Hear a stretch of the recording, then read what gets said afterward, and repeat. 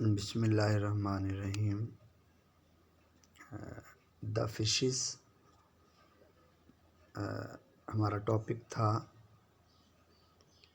हमने last lecture में ज़िक्र किया कि फिशेस जो हैं वो क्या होती हैं, इनका एवोल्यूशनरी पर्सपेक्टिव क्या है और फाइलोजेनेटिक कंसीडरेशन के हवाले से ये किस ग्रुप से मैच करती हैं। फिर हमने फ़िशेस की क्लासिफ़िकेशन की बात की थी। तो क्लासिफ़िकेशन में मैंने आपसे कहा कि दो मेजर ग्रुप्स हैं। एक नेथा, दीज आर विदाउट जास एंड पेयर अपेंडेजेस, जिसमें हैग फिशेस और लैम्प्रेज का ज़िक्र हुआ। फिर बात हुई कि दूसरा मेजर ग्रुप ग्नैथोस्टोमेटा है, जिसमें दो मेजर टाइप की मॉडर्न फिशेस मौजूद हैं। एक कॉन्ड्रिक थाइस और दूसरी ऑस्टिक थाइस। कॉन्ड्रिक थाइस जो है उसको डिस्कस किया। ऑस्टिक थाइस की दो मेजर जो क्लासेस हैं उन जो है वो ऑस्टिक थाइस की, उसके बारे में हम पढ़ रहे थे। तो आज हम अपने लेक्चर को वहीं से स्टार्ट करते हैं जहाँ से हमने इसको वाइंड अप किया था। क्लासिफ़िकेशन फिशेस की, उसमें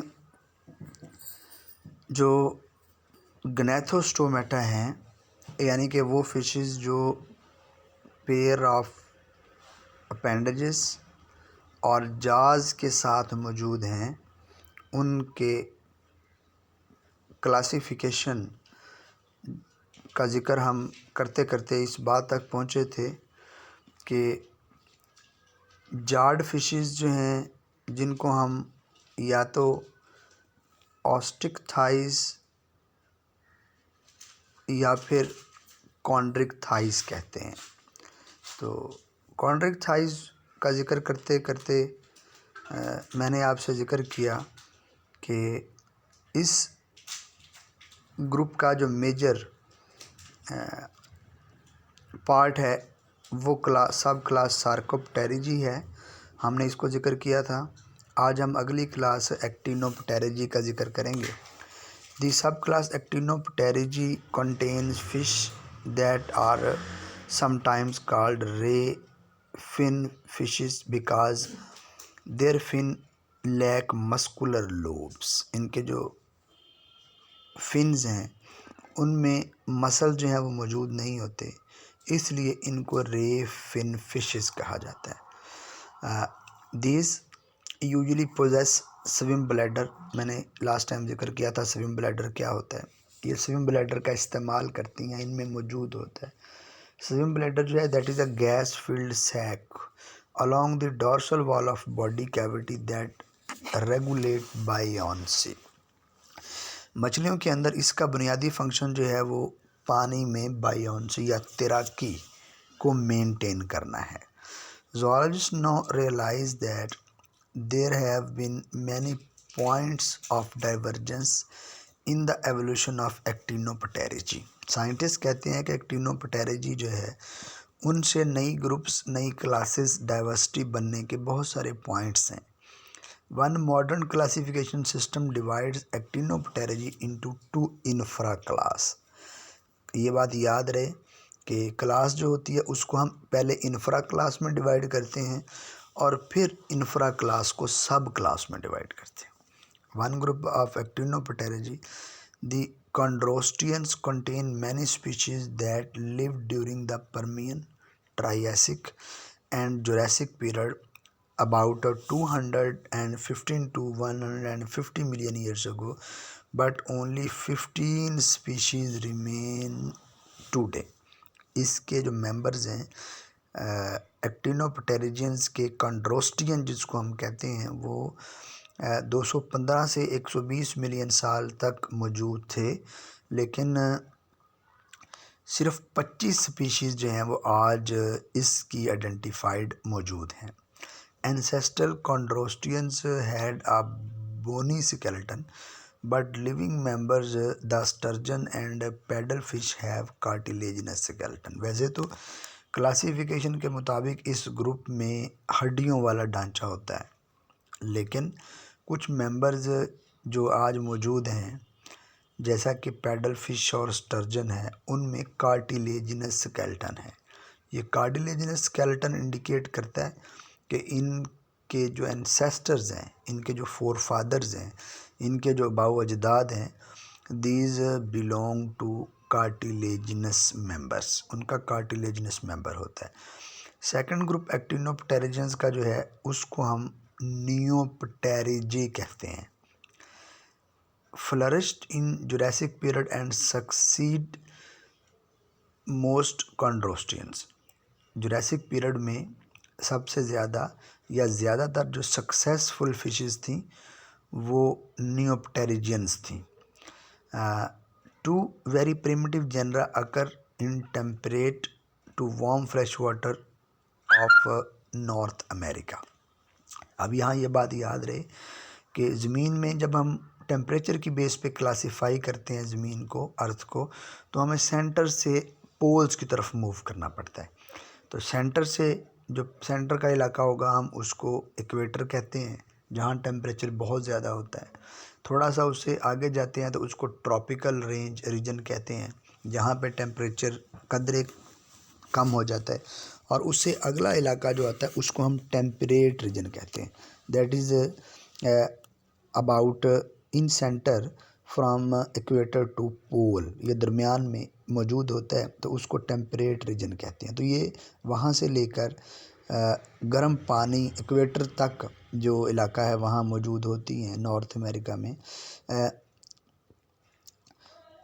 इसके अंदर जो मेंबर्स हैं वो लेपिसोस्टियस,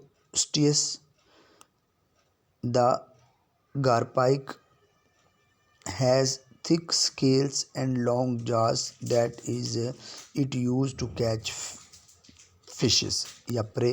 इसमें दांत जो हैं वो लंबे होते हैं, पॉइंटेड होते हैं, ताकि अपने प्रे को पकड़ सके।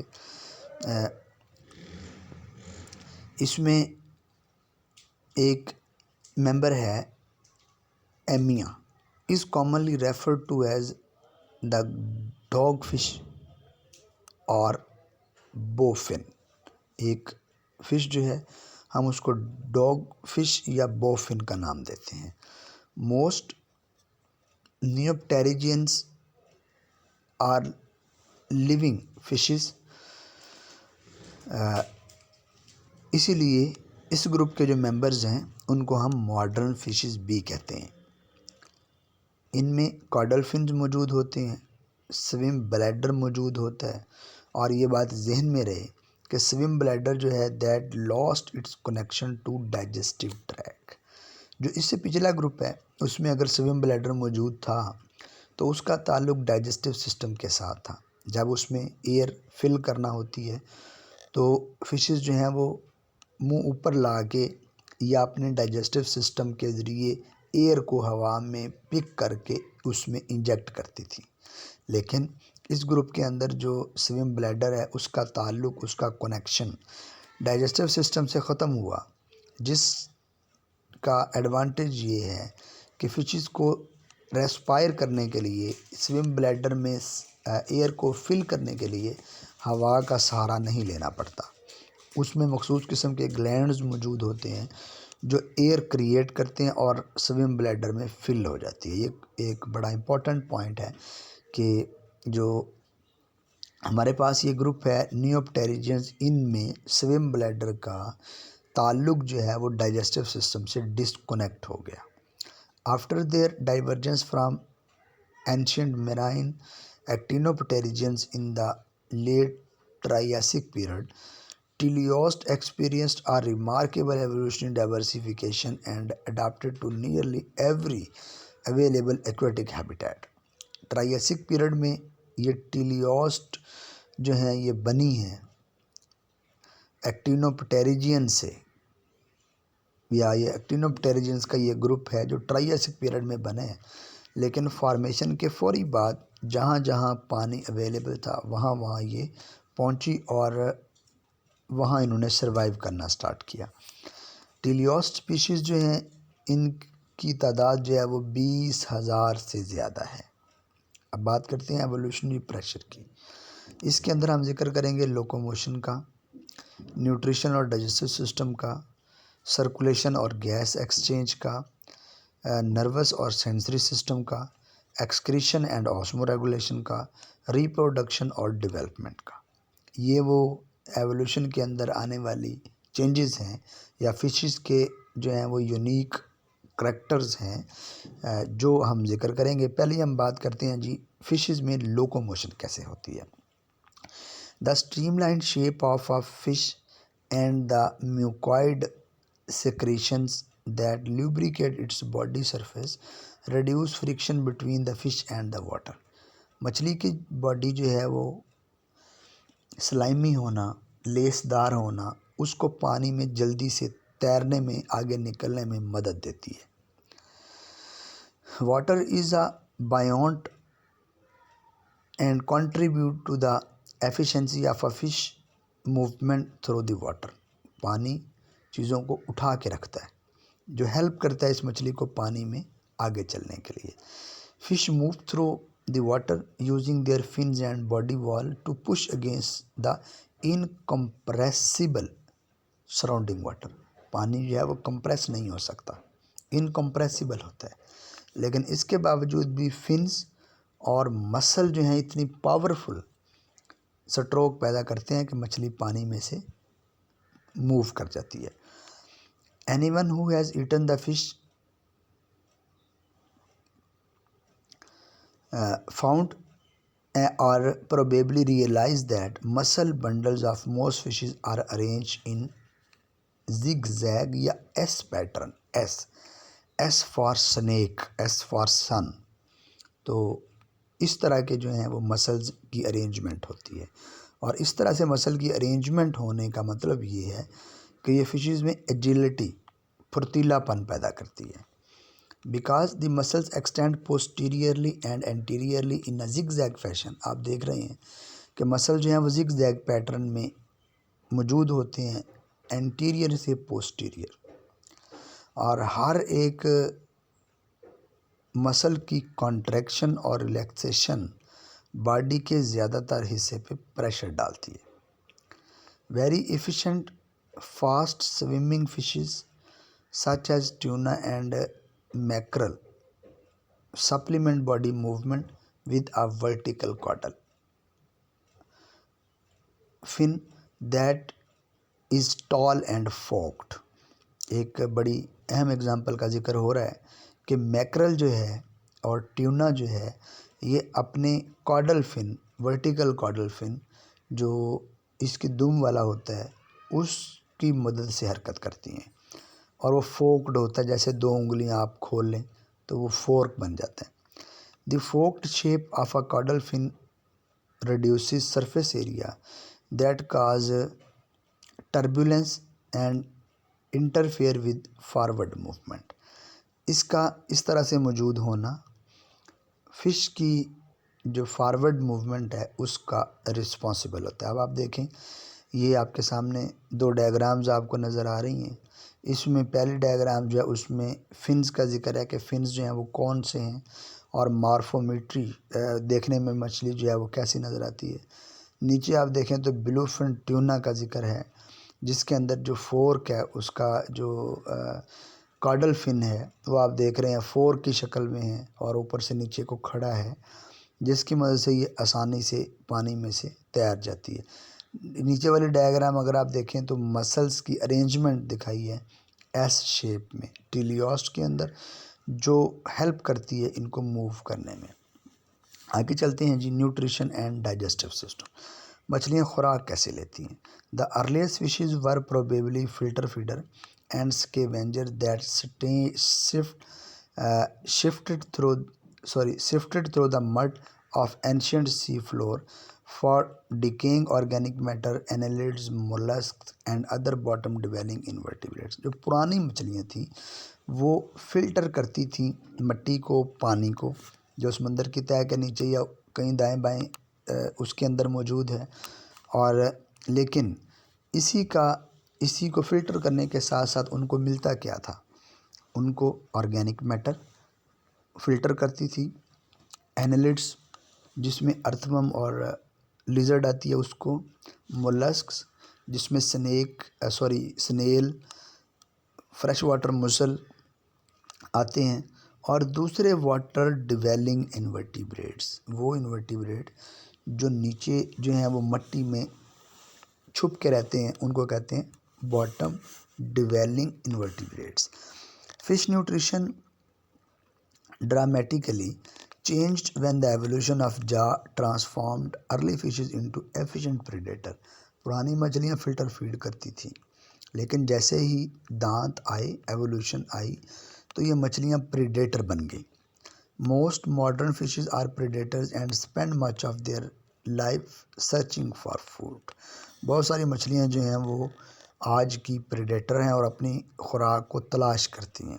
सम fishes feed on invertebrate animals floating, swimming in the plankton और लिविंग इन और ऑन द सबस्ट्रेट। कुछ मछलियाँ छोटे माइक्रो ऑर्गेनिज्म जैसा कि प्लैंकटन, जिनमें फाइटोप्लैंकटन, जूओप्लैंकटन आते हैं, उन पे फीड करती हैं, और ये वो जूओप्लैंकटन या तो वो फ्रीली तैर रहे होते हैं पानी के अंदर, या फिर किसी सबस्ट्रेट के ऊपर बैठे या अटैच होते हैं। For example, some fishes feed on invertebrate animals floating or swimming in plankton और living or in on the surface substrate. Similarly, the kinds of food that one fish eats at different times in its life varies. मछलियाँ अपनी life के दौरान मुख्तलिफ life stages में मुख्तलिफ किस्म की खुराक लेती हैं।